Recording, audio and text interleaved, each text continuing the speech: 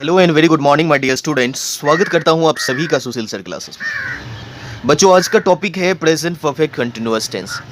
और आज के टॉपिक में मैं आपको बताऊंगा प्रेजेंट परफेक्ट कंटिन्यूअस टेंस क्या है, यह कैसे वर्क करता है, इसमें कब, कैसे, कहाँ, period of time, point of time को यूज करते हैं। बच्चों, कल के सेशन में आप सभी ने प्रेजेंट परफेक्ट टेंस को जाना, और प्रेजेंट परफेक्ट में जानने के बाद आप यह बात तो जरूर जान गए होंगे, जो प्रेजेंट परफेक्ट टेंस प्रेजेंट और पास्ट का कॉम्बिनेशन है, या यूं कहें जो पास्ट में कोई घटनाएं घटी और उसका संबंध प्रेजेंट से जोड़ करके बताता है, वही टेंस है प्रेजेंट परफेक्ट टेंस। आज का जो मुख्य बात है प्रेजेंट परफेक्ट कंटिन्यूअस टेंस के लिए, किसे कहेंगे प्रेजेंट परफेक्ट कंटिन्यूअस टेंस। बच्चों, जब आप प्रेजेंट परफेक्ट कंटिन्यूअस टेंस को देखते हैं तो ये परफेक्ट और कंटिन्यूअस दोनों को बताता है। यानी कोई कार्य, कोई घटनाएं पास्ट में किसी वक्त, किसी समय शुरू हुआ, और अगर वो प्रेजेंट में भी कंटिन्यू है, जारी है, तो निश्चित तौर पे हम उसे प्रेजेंट परफेक्ट कंटिन्यूअस टेंस में रखेंगे और कहेंगे कि यह प्रेजेंट परफेक्ट कंटिन्यूअस टेंस का एक पार्ट है। ठीक है बच्चों, जब हम प्रेजेंट परफेक्ट कंटिन्यूअस टेंस को जानने की कोशिश करते हैं, हम इसकी पहचान को जानने की कोशिश करते हैं, तो हमारे पास कुछ मुख्य बातें निकल के आती हैं अन्य सब हेडिंग्स की तरह। आइए इसकी हम पहचान को सबसे पहले जानें। पहचान क्या है, कैसे पहचाने जो कोई वाक्य प्रेजेंट परफेक्ट कंटिन्यूअस टेंस में लिखा हुआ है। तो आप देखेंगे, जिन हिंदी के वाक्यों के अंत में ता, रहा है, ती, रही है, ते, रहे हैं इत्यादि लगा रहता है,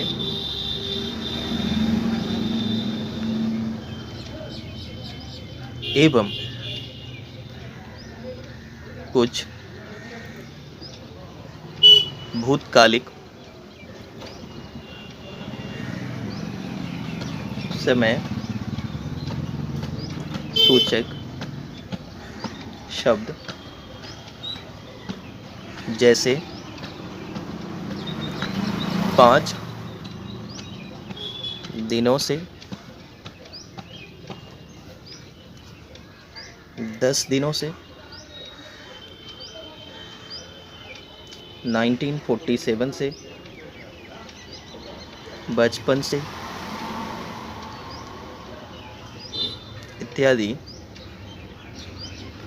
लगी रहे, तब उसे हम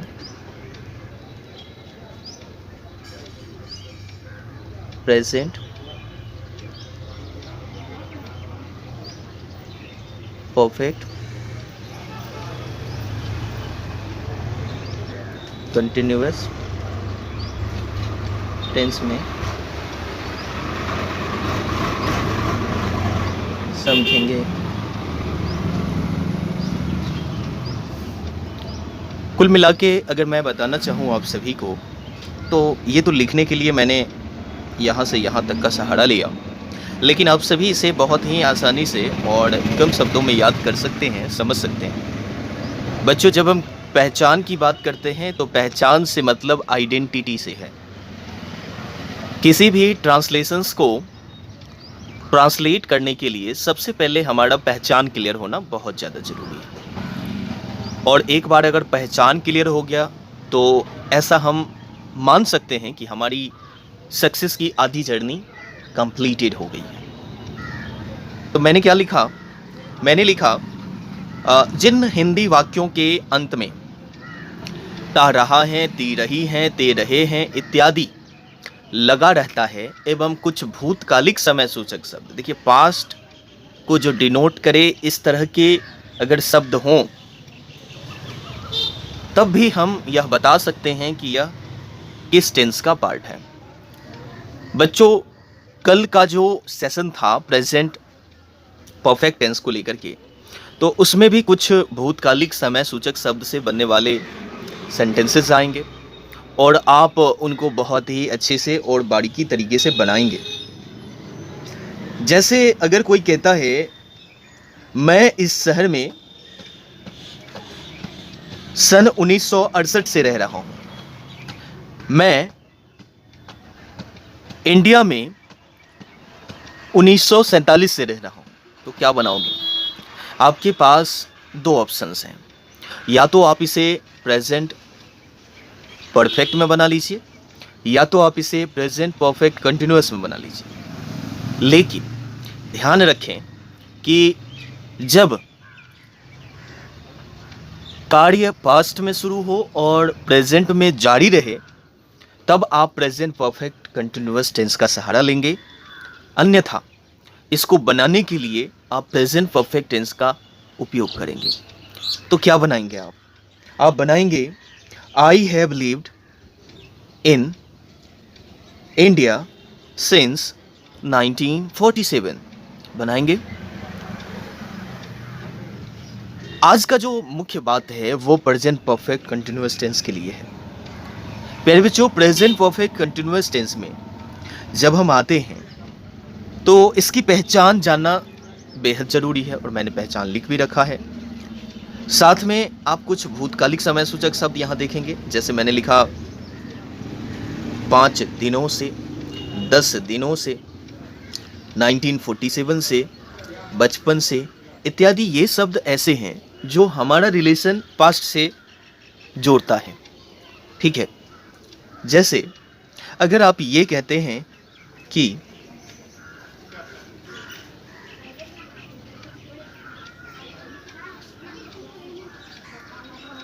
मैं इस विद्यालय में सन 2000 से पढ़ता रहा हूँ, तुम सुबह से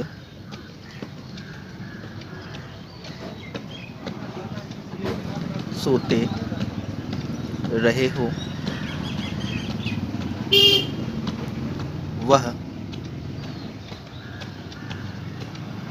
10 घंटों से काम करता रहा है। जब आप इस तरह के हिंदी के ट्रांसलेशंस को देखते हैं तो आपके मन में एक ख्यालात आता है, जो आखिर मैं पहचानूं कैसे कि यह किस टेंस में जाएगा और टेंस के किस सब हेडिंग में जाएगा। तो आपको मैंने पहचान ऊपर बता रखे हैं, जो जिन हिंदी वाक्यों के अंत में आप ता रहा हूँ, ते रहे हो, ता रहा हैं इत्यादि आप देखते हो, तो आप क्या कहेंगे? आप कहेंगे सर ये सेंटेंसेस जो रिटन है वह किससे रिलेटेड है? तो वह रिलेटेड है प्रेजेंट परफेक्ट कंटिन्यूअस टेंस। जब आप यह पहचान क्लियर कर लेते हैं तब आइए हम इसके स्ट्रक्चर को जानते हैं। तब दूसरा काइंड है हमारा, यानी दूसरा स्टेप। पहला स्टेप तो हमने पहचान क्लियर कर लिया, अब दूसरा स्टेप बनाने के लिए हमारे पास मौजूद होना चाहिए इसके एक प्रॉपर स्ट्रक्चर। प्रॉपर स्ट्रक्चर होना बहुत ज़्यादा ज़रूरी है। तो अगर हम पॉजिटिव के सेंस में सोचें,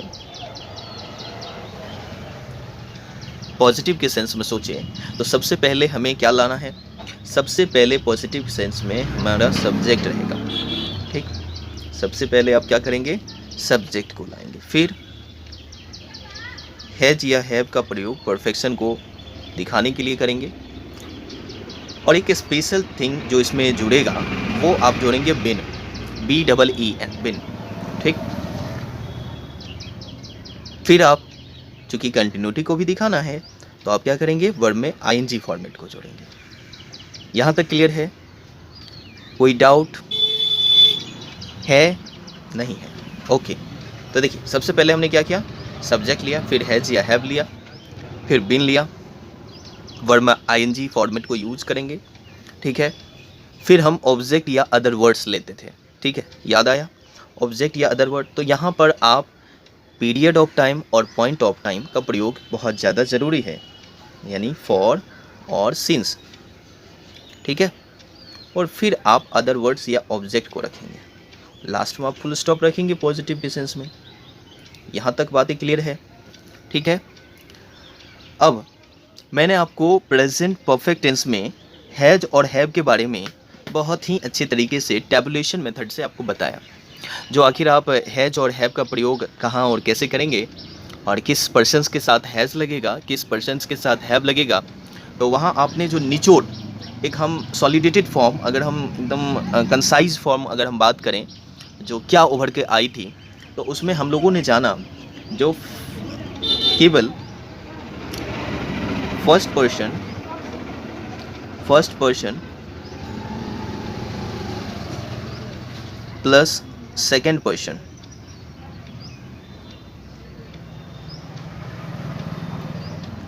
प्लस थर्ड पर्सन का प्लूरल फॉर्म, इन सब के साथ आप किसका प्रयोग करेंगे, इन सब के साथ आप HAVE हैव का प्रयोग करेंगे। क्लियर है, वे फॉरवर्ड आपका क्लियर है, अच्छे से समझिएगा। दूसरा, थर्ड पर्सन का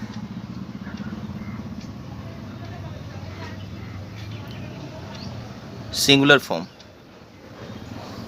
के साथ आप किसका प्रयोग करेंगे, हैज का प्रयोग करेंगे, ठीक है। ये भी क्लियर है, कोई डाउट? बिल्कुल नहीं। तो आइए, जब आप स्ट्रक्चर समझ लीजिए, एक बार फिर मेरे साथ दोहराएंगे। सबसे पहले किसको लाएंगे, सब्जेक्ट को लाना है। किसको लाना है, सब्जेक्ट को लाना है, ठीक। उसके बाद किसको लाना है, हैज या हैव को लाना है, ठीक है। उसके बाद किसको लाना है, बिन को लाएंगे आप। बिन के बाद क्या, वर्ब का आईएनजी फॉर्मेट यूज करेंगे। फिर फॉर या सिंस का प्रयोग भूतकालिक समय सूचक शब्द को देखते हुए करेंगे। फिर ऑब्जेक्ट और फिर फुल स्टॉप का प्रयोग करना है, ठीक है। आइए हम आगे अब इसके ट्रांसलेशंस को करने की कोशिश करते हैं। जैसे मैं इस विद्यालय में सन 2000 से पढ़ता रहा हूँ, क्या बनाएंगे, आई, सब्जेक्ट देंगे ना। सबसे पहले आप सब्जेक्ट को रखिए आई, उसके बाद आई के बाद हैज या हैव में से कोई एक, आई हैव, क्योंकि आई के बाद क्या लगेगा, हैव।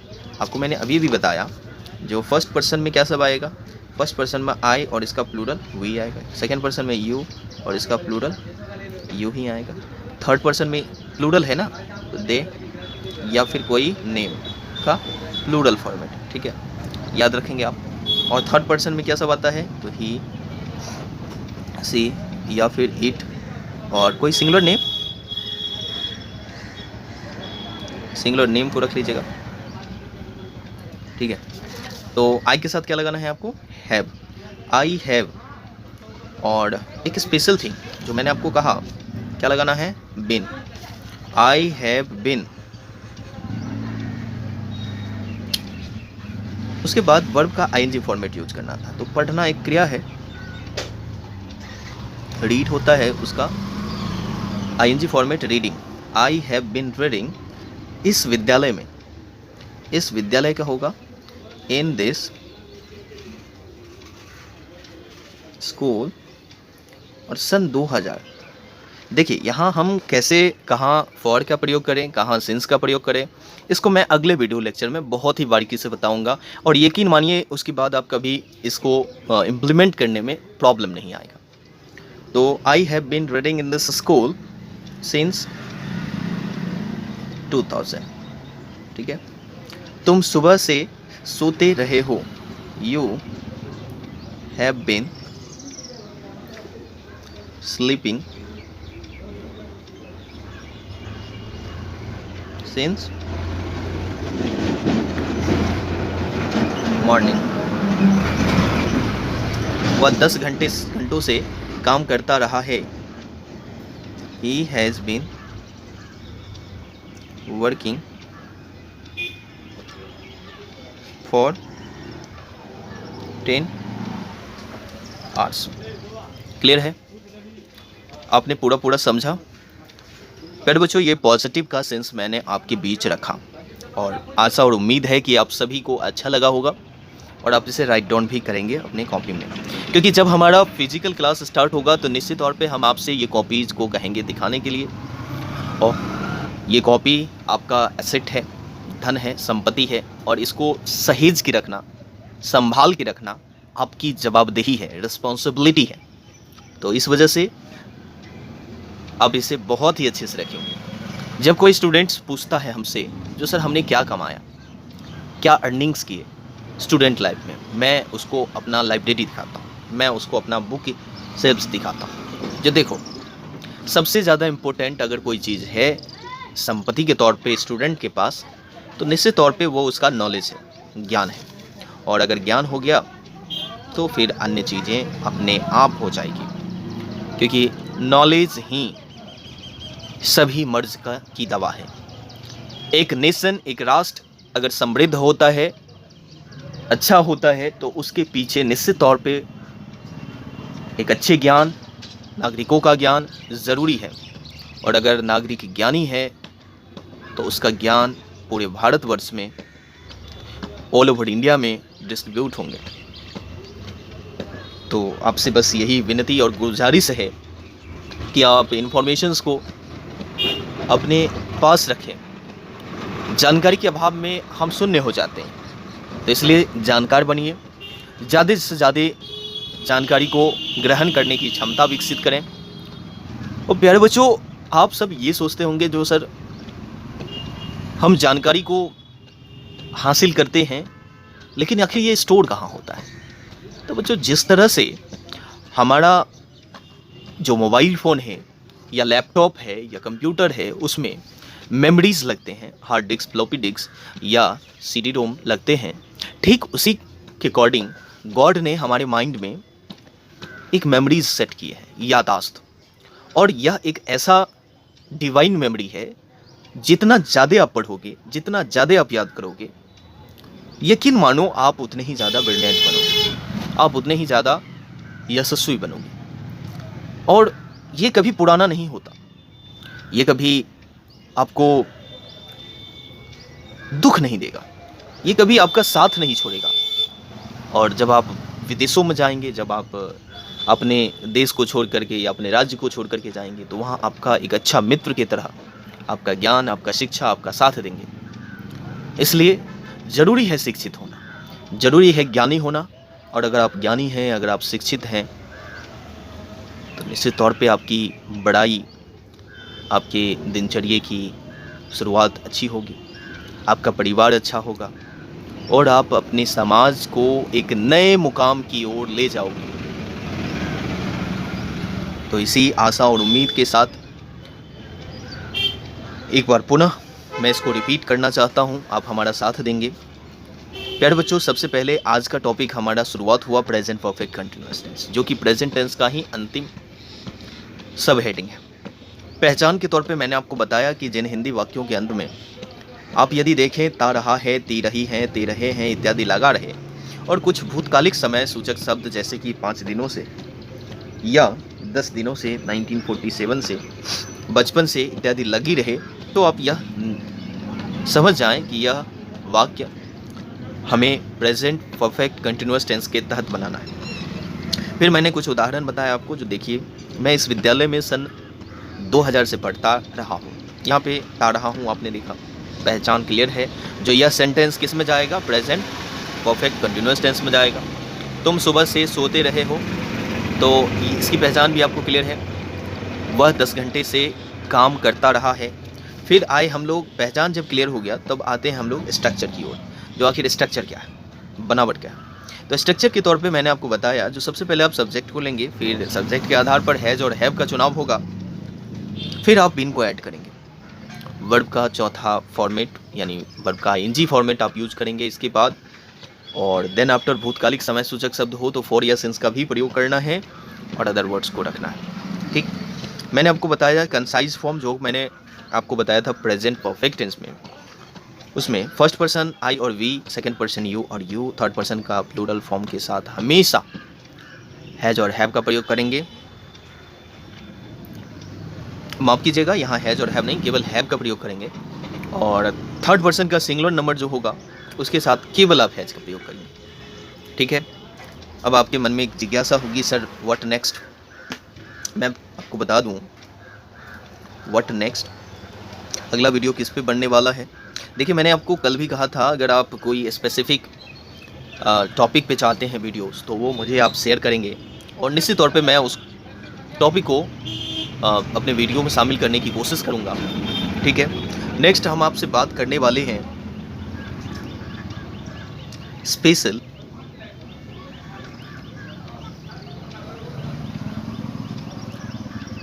Uses of